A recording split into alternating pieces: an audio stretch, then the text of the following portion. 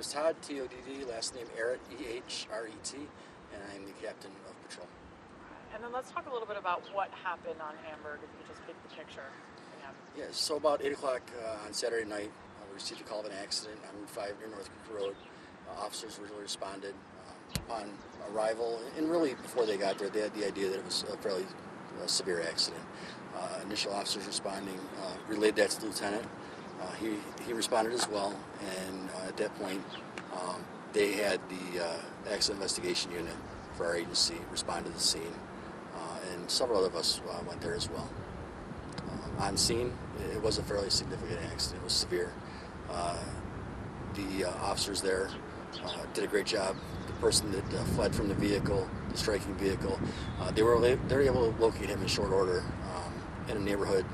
It's an area where there's a neighborhood that adjoins Route 5, so it was in that neighborhood, in a backyard.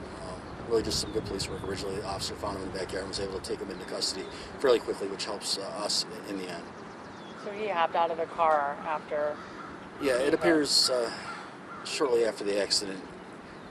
In the confusion, it looks like he fled from the vehicle on foot, and they were able to locate him fairly quickly.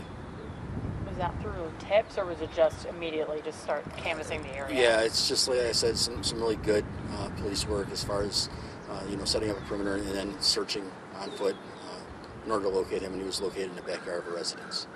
In terms of how officers knew that this was a serious crash right away, what were some of those things? So on Route 5, it's a 55-mile-an-hour zone, and anytime we have an accident there, there's the opportunity or chance for it to be significant.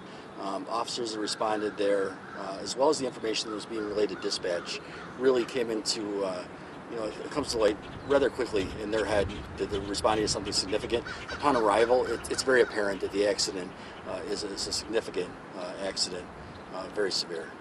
Can you tell us the path of travel of the two cars? So this accident happened, both cars were traveling eastbound.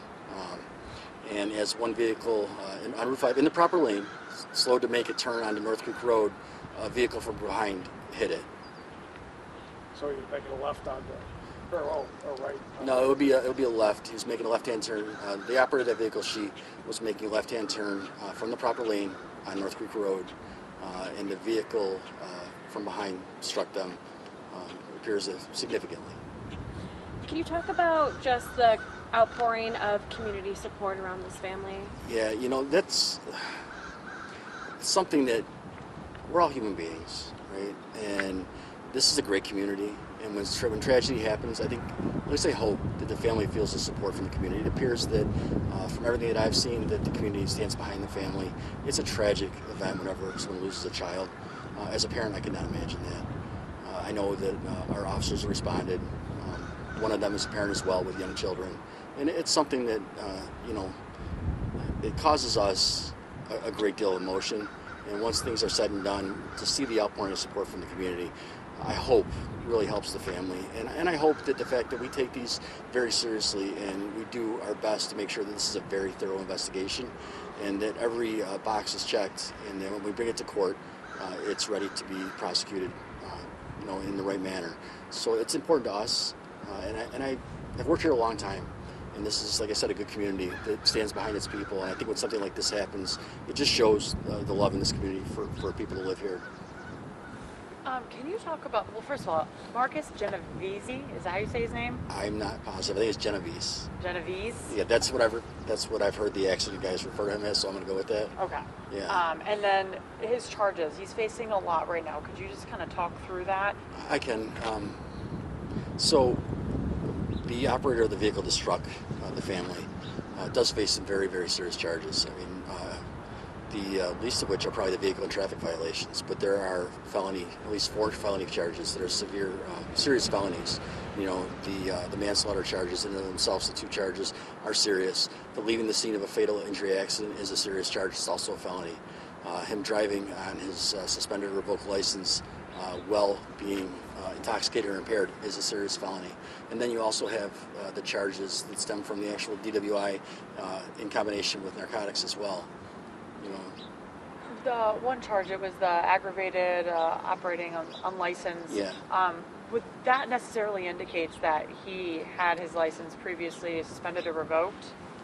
What I would say regarding that is that your license is suspended or revoked. So that charge, the aggravated unlicensed operation charge in the first degree, which is what this is, stems from having previous suspensions, whether it be a number of suspensions that weren't answered, or more often so, it's somebody that's been arrested previously for DWI, or who has failed to submit to a breath test when arrested, and that's how your license becomes suspended for DWI in the first degree, and you're caught again driving while intoxicated or impaired.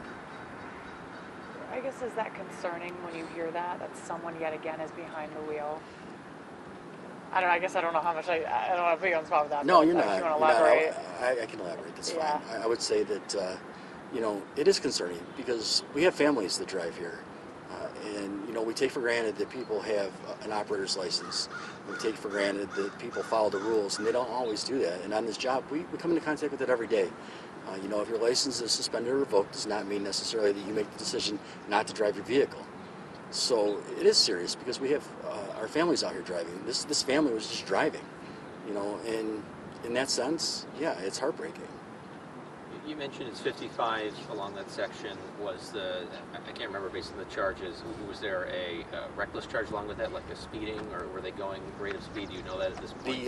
What I would tell you regarding that is the accident obviously is still being investigated. More charges can be, placed later depending on the results of that investigation, which is, it's pretty extensive and it takes a little while. At this point, there is a vehicle and traffic charge for imprudent speed, which means that you were traveling too fast. What that speed is right now, the accident investigation will reveal that, but the imprudent speed charge is one of the charges that was placed originally. And then when the mother got hit from behind, it was kind of almost like the back right side. Is that right? I was there, and from what I saw, it was the entire rear of the vehicle. I can tell you without talking to the accident investigators first exactly the point of impact. What I would tell you is that it was a horrific collision, and if I was an officer approaching that scene, I would know right away that was a very serious accident with the chance for people to be very seriously injured. How was that? You said you were on the scene. How was that for you when you first got there? What were your emotions like? Yeah, I mean, to be fair with you, I was there like a half an hour after. But, yeah, anytime an officer responds to a scene like that, whether it's originally or having to deal with the aftermath of it, it's emotional. People forget that we're people too, and we have families, and it's very easy to feel the emotion of that scene. And it's incredibly difficult, to watch a young family be put in that situation and the emotions that they have. You're human, right? And yeah, I'm a human being, and those officers who responded that day are human beings, and we definitely, our sympathies go out to the family. They're in our thoughts, but it really is a situation where whether you're a police officer or not, you're a human, and there's human empathy and human emotions to take over. Officers do a good job of keeping those in check and getting the job done, but after it's all said and done, yeah, it's hard sometimes to deal with. Anything else, you guys? Yeah. Anything you think we might have missed, or you? No, you guys are pretty good. Like I said, I put a lot out in the press release. I will tell you this, in the future I will try to do that. Even Saturday when I was there, I came back here and just put out something real quick with what I had. It's my intent throughout this process to keep you guys informed.